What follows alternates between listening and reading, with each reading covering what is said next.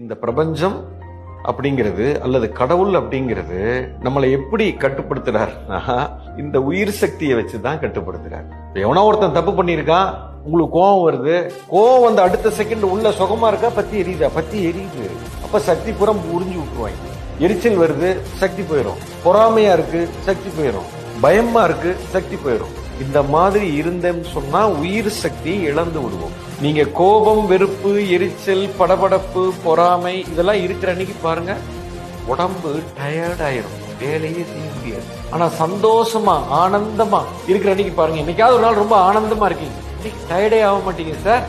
குறிப்பா ஒரு மனிதனுக்கு எப்பொழுதுமே களைப்பு இருக்கு அப்படின்னா உணர்வுகள் தவறாக இருக்கிறதுன்னு அர்த்தம். அத உணர்வை மாத்துங்க, அன்பா இருக்க தொடங்குங்க, நேசிக்க தொடங்குங்க, நன்றி உணர்வோட வாழ தொடங்குங்க. இப்போ உங்களுக்குள்ள சக்தி இருந்துகிட்டே இருக்கும், குறையவே குறையாது.